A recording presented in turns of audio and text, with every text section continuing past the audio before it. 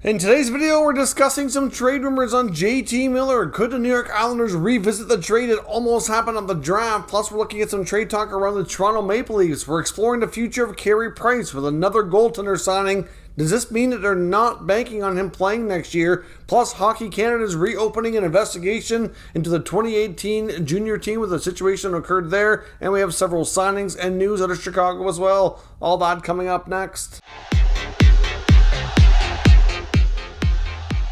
So welcome back to another video here at Top Shelf Hockey. As I mentioned, we have a variety of NHL news and rumors to talk about here today. First up, longtime NHL defenseman Andre Sekera, who's played with a number of teams, most recently in Dallas, appears to be retiring, will not be signing anywhere to continue on with his NHL career. Of course, he's had a fairly successful career, battled a fair bit of injuries as well. And it looks like his time in the NHL is coming to an end, so we'd certainly like to wish him all the best in retirement. Like I said, we have several signings today as well. The Buffalo Sabres announced today they've signed Brett Murray to a one-year, two-way deal, $750 at the NHL level. The Nashville Predators signed newly acquired John Leonard to a one-year, two-way deal as well. Same deal, $750. Lots of those today. The Predators also signed Thomas Novak to a one-year, two-way deal, $750. You kind of see a trend here now that we're getting later into free agency. A lot of these are two-way deals, not all of them, of course. But the Bruins have a couple of signings, including left shot defenseman Jack Auger, who gets a one-year, two-way deal, again $750 at the NHL level. They've signed right shot defenseman Ryan Mass, who's a 2021 sixth-round pick from OHL Sarnia. He gets his entry-level contract. Of course, he's 6'4", 212 pounds. Looks like a pretty solid prospect, so nice to see him get his contract. Could be a future D-man on the Bruins blue line. Long time, I guess you can kind of say fridge player up and down between the AHL a lot and NHL a bit. Buddy Robinson, who's a huge man. He's like 6'7", 6'8". He signed in Chicago on a one-year, two-way deal. He gets a more lucrative side of things on the AHL, though. He gets $750 in the NHL, $475 in the American Hockey League. So that's certainly a nice bump in pay for those AHL times. The San Jose Sharks also signed newly acquired forward Luke Kunin. Of course, he was traded for John Leonard. So both players signed new deals today with their new teams. Kunin, on the other hand, gets a two-year deal, of course, one way, valued at $2.75 million per season. So obviously much more value in that contract. And of course, the other signing today, which kind of leads us into the Carey Price conversation, is the Montreal Canadiens have signed restricted free agent goaltender Samuel Montembeault. He gets a two-year deal, a one-way deal at that, for $1 million per season. So it certainly looks like, based on contracts, they're planning on having Jake Allen and Sam Montembeault be the tandem in Montreal this year. I don't know that they really would have signed Montembeault to a two-year, one-way deal if they were banking on Carey Price being able to play. I suppose perhaps here, if worse comes down to it and Price can play, Montembeault will either have to be the third goalie and they'll have to carry him or put him on waivers or risk losing him, but I don't think that's really something they want to do. Of course, Carey Price, every time we've had any updates from Ken Hughes, it sounds very uncertain. No guarantee he's going to be able to play. Last we had heard he had some sort of an injection, which I believe is like a plasma injection in his knee, waiting to see how that responded. And Ken Hughes said himself that they're really not going to have a clear-cut idea where things are at with that knee until training camp. So to be honest, I won't be one bit surprised if we get to camp, considering all the issues he's had. I mean, I don't know how much he's being able to train, too, with all the issues. I mean, obviously, depending on what kind of injury you're battling, sometimes you can train, cardio-wise or whatnot, but like a knee issue would make that challenging. So I honestly don't know where things are at. I would think his workouts and his regular, training schedule would be challenging to get through with that kind of knee injury. So I really don't know that Carey Price is going to be playing this year. Like, this is all obviously a bit speculative on all of our parts to think about because we don't have a clear-cut confirmation. But just with the moves they've made, it certainly makes you think, at the very least, that they're not banking on him playing and that the odds are certainly against it happening. So it makes you wonder if this is the end of the road for Carey Price. They could go with Jake Allen and Montembeault for this year. Jake only has one more year on his deal. After that, they've got, assuming, let's say, I guess we don't know if they'd want to continue on with Jake or not. They have Montembeault, they have Primo. They're rumored to be talking to Vancouver about Michael DiPietro coming over as well to kind of give a little bit more competition at the AHL level. He could possibly be a goalie that could be in the mix for future as well if he plays well along with Primo. So we'll have to see what happens, but all these different moves kind of leads us to think that, perhaps Price is done. But we'll have to wait and see as we get closer to camp and get further clarification on that. Detroit has news. They've hired Jay Verity as an assistant coach. He's formerly of the Coyotes organization. I believe he spent some time on the NHL Coyotes bench recently, but he was the former head coach for the Tucson Roadrunners for, I believe, 3 seasons. So certainly a guy who's looks to be deserving to get an NHL opportunity. Bit of a step up for him. So we'll see. Obviously, that'll have to be a replacement likely in Arizona. And another surprising news, Eddie Olcyzk actually is leaving Chicago. He's been on the broadcast booth doing Hawks games for 16 years. His contract was up as of June 30th.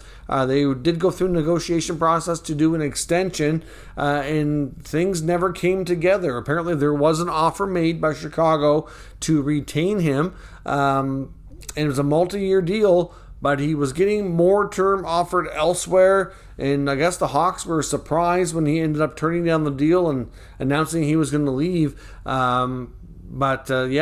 Chicago is going to be getting a whole new broadcast crew by the looks of things here, but he appears to be heading to the Seattle Kraken. Now, of course, they've already got a pretty good crew over there with Forsland, JT Brown, and others.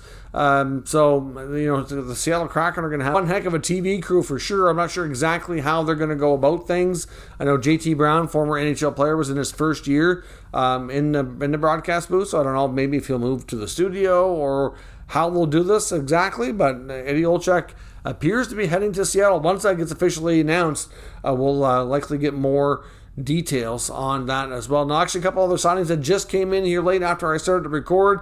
The Coyotes have signed first-round pick from the 2022 NHL Draft, 11th overall, Connor Geekie. He also gets his entry-level contract here as well. And the Sharks continue to make deals today, signing newly acquired goaltender Capo Kapanen. He gets a 2-year deal at 2.75 AAV. So, of course, now in San Jose, it's another team you're expecting to see a goaltender trade. Maybe it happens closer to training camp, we'll see, but they have James Reimer, Kakkonen, and Aiden Hill. You could say based on prior games here last year that Reimer was probably the best they had. He's also the oldest they have, so I don't know what's the best way to go about this. Personally, I think maybe they trade Aiden Hill and they hope that Kakkonen can eventually become the starter and take over from Reimer. That very well might be your best move, but at the same time, if they want to go with more on the youth side, I don't know what Mike Reeves is going to think of this.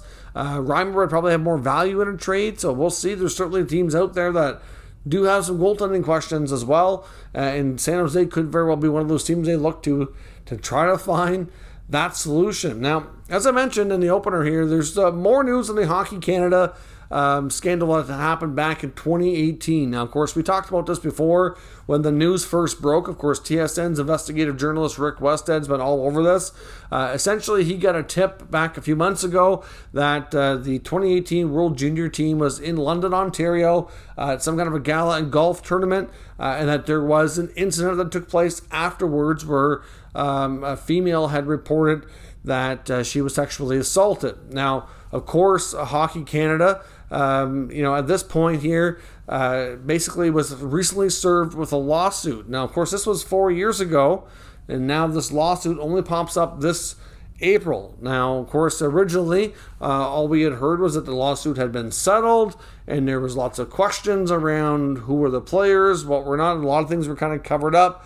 And, of course, Hockey Canada is being called out on the carpet here to face government officials who do give them a lot of funding to answer questions, and things have not looked good. It really looks like they really did sweep things under the carpet, or at least try. So basically, Rick Westhead went on the Steve Dangle podcast here just a few days ago and kind of outlined this from start to finish. Just again, listening to it, more details and what he's learned since it first broke kind of gives it a little bit different of a story here. Not really different story, but like different understanding, I guess you could say. So essentially, when Rick first got the tip on this story, of course, most journalists, when it comes to something like this, they generally would give the people they're talking about a bit of a heads up. That they're working on a story and it's going to be coming out, give them a chance to comment on it. Like he said, that's pretty common in the industry to do that. So, of course, the lawsuit, after he was able to dig it up and get the statement of claim, he's working on his story, goes to Hockey Canada, lets them know that he's found out about it, and he's working on a story that gives them a chance to comment. And within a couple of weeks, all of a sudden, the lawsuit is settled. So to me, it really sounds like they settled it quickly because it was going to be coming out public. I think they were kind of hoping to kind of keep it out of the limelight, and it didn't happen. Now, of course, when Hockey Canada was first called to the carpet to speak to government officials on this, they said that not all players participated. It wasn't mandatory. They also got between Scott Smith and Tom Rennie both had different numbers to give as far as how many players participated or didn't.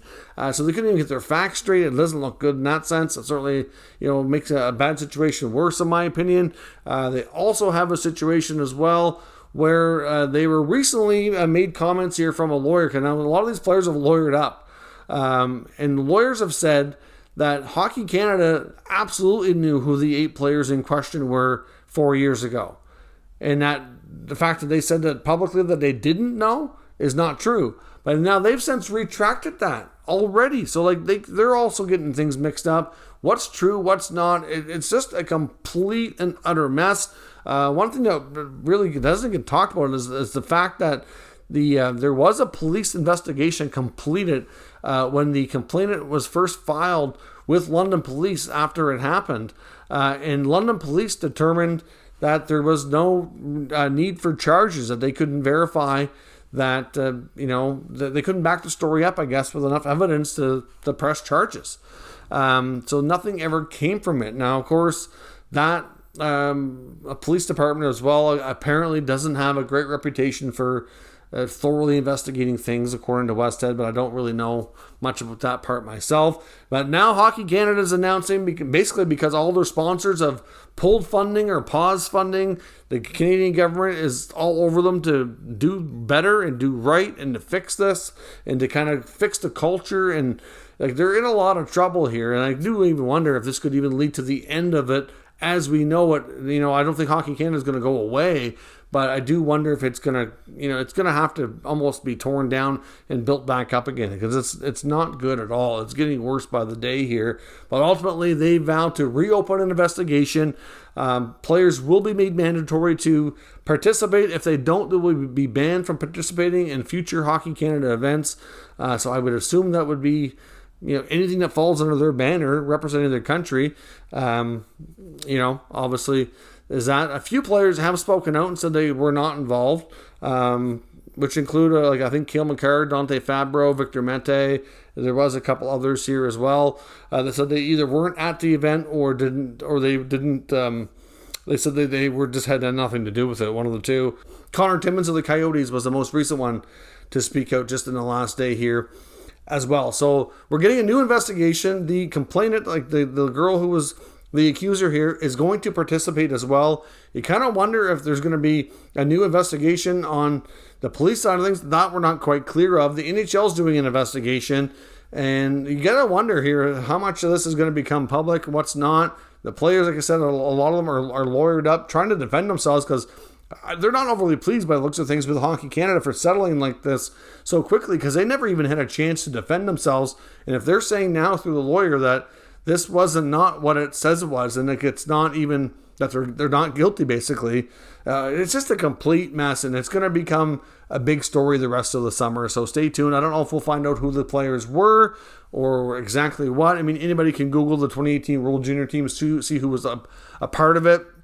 There's some big names. A lot of them went on to be NHL players that have regular NHL contracts, and I don't know. I mean, nothing's been proven in the court of law at this point, but there is no statute of limitations on that type of accusation. So if they do reinvestigate and do determine that charges are warranted, they can absolutely be pressed, and it could absolutely ruin somebody's career depending on if they're found guilty or where things stand with that. So stay tuned. It's a big story that's going to continue to develop here probably before the end of the summer, because I know the NHL really wants to get everything concluded and have something, determine if there's anything that necessarily they need to do before training camp starts. Now, on to the trade rumor section of the day. Of course, we know the Toronto Maple Leafs need to clear some cap space. They have Rasmus Sandin left to sign. They don't have the space to do it. And I went to look back at Chris Johnston, of course, one of the NHL insiders who's very plugged in and connected on the Leafs, made a lot of predictions at the end of the year on which Leaf players would be staying and who would be going. And his record's been pretty flawless here so far. So he did predict that Jack Campbell, Peter Mrazek, Ilya Mikheyev would all be gone. He did say Jason Spezza would not come back as well, but he would be back as in a different role with the team. So we get that right. He did also predict that the two players that he wasn't sure of was Muzzin and Lyubushkin. It sounded like Muzzin, obviously it's a complicated scenario where they could look to move Muzzin, but he said they absolutely love him in the room, and there's a lot of intangibles there that, yes, he makes a lot. He's getting older, dealt with a lot of injuries, but he just really didn't see that happening. But guys like Alex Kerfoot and Justin Hall were also on his list of players to go. So you have to think, and really those names make a lot of sense. Like we said, Calle Jarnkrok could kind of be the new Alex Kerfoot on that team. And Justin Hall with 1 year left at $2 million shouldn't be too difficult to move. So I would think that for the Leafs to free up some space here to get Sandin on the books would make the most sense. But as we've said before, it's not just about a salary cap situation. With Rasmus Sandin, he absolutely wants to have a regular spot in this lineup moving forward, and he's concerned with the left shot D in front of him with obviously Muzzin, Riley, and Giordano, that he's not going to be able to be a regular in this NHL lineup. I think that's what's holding up his signing more than anything else. And even though they may not feel like they're kind of forced to move a guy like Muzzin, obviously Riley's not going anywhere, and they just signed Giordano. If anybody on that side moved, it would be Muzzin. He does have a modified no trade, so trading him is not the simplest thing you can do. But in Rasmus Sandin's case, I don't think they want to move him either, so they're going to have a hard time getting something figured out here. So it'll be interesting to see. Just because they move a Kerfoot or a Hall, that's not going to necessarily solve his situation to get him signed. So that is a scenario also that we need to watch here. And with the Islanders, we know at the draft they were close to acquiring JT Miller from Vancouver. We don't know exactly what went wrong near the end of it, but ultimately something happened and the deal was off. Now, of course, the Islanders later moved their pick to Montreal and got Alex Romanov, so they get themselves a pretty good young defenseman instead. Now, but they still need that forward to play with Matthew Barzal. We've talked about in the last few days some different trade scenarios involving the Islanders because they certainly have a need. The fan base is antsy, wants to see something done here from Lou Lamoriello. This is a team that could, I think, easily bounce back and be much better back in the mix next year. But they do need to have some more help scoring up front. And a guy like Matthew Barzal, who's not far away from needing a new contract, has a big qualifying offer, and clearly one of your biggest pieces of your team in the future, needs to be happy and productive, and be looked after here. And to do that, you need to give him a proper winger to play with. He hasn't really had that much in his young NHL career. So obviously a guy like Miller would be a great fit. Obviously Miller's also a guy who can take faceoffs too. He can play center, so you have more options. So it kind of takes the pressure off, and it should be an excellent fit. Add that extra bit of bite to the lineup and the offensive production that goes with it. Now, of course, it was believed that the first round pick was on the table. More than likely, you're looking at a guy like Oliver Wahlstrom, maybe Anthony Beauvillier. There's probably some kind of package involving some younger players there. I'm guessing at least one of those two players was in there, and maybe perhaps like a young defenseman or another young prospect. I'm guessing probably at least two prospects in a first is likely what it was being offered. That's what I think would be a reasonable package for JT Miller in Vancouver. Now, of course, it's not too late, but there's not a lot of time left. Even though the training camp is quite a few days away, ultimately, you don't see a lot of deals and stuff happening in the month of August. A lot of these guys need to get their business taken care of here by the end of July to really have a good shot at getting something done. Otherwise, you're waiting until training camps start. And at that point, you want to be able to start properly and get your team on the ice from the get-go so that you can, not have too many interruptions and new faces joining late and stuff like that. So to me, a JT Miller trade or a Vladimir Tarasenko trade is the most likely people, if you're looking through the trade market to make a deal for the Islanders. That's what you're going to have to do. Would they consider trading next year's first rounder? I mean, I know they've done that the last few years. They might not have a choice. If they really want to get better and they really want to get back in the playoffs, as much as that might suck for the future, they got to worry about today and the current group of players that they have now as well.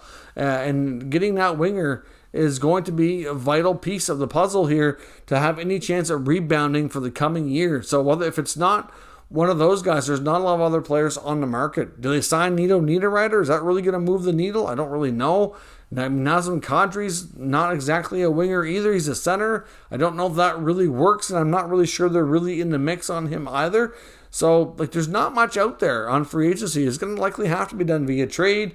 Even a team like Montreal, like a Josh Anderson or a Mike Hoffman, not exactly, the names that's going to excite the fan base, but they might have to be your fallback options if these other guys can't be done. I mean, there's some people in St. Louis seem convinced that Tarasenko's not going anywhere. I'm not convinced that JT Miller stays in Vancouver just yet. I think if the right deal is presented, they would do it. But I'm really curious as to what happened there at the end. But Lamoriello's got to get to work here, and he doesn't have a lot of time to get it done, in my opinion. And obviously, like I said, a Miller trade makes probably the most sense. And obviously, a lot of teams have kind of filled their rosters up. There's not a lot of, trade partners to dance with right now that make a ton of sense, but this is one of them to me that does. And I would suggest they get all over it here and revisit this and try to get it done. It's probably best for both teams. Let me know your thoughts on that and everything else discussed here today down in the comments, and we'll discuss further. If you're new to the channel, make sure you subscribe and stick around. We'll keep you up to date with the latest news, rumors, and analysis on all 32 NHL teams. Thank you for watching, and I'll catch you next time.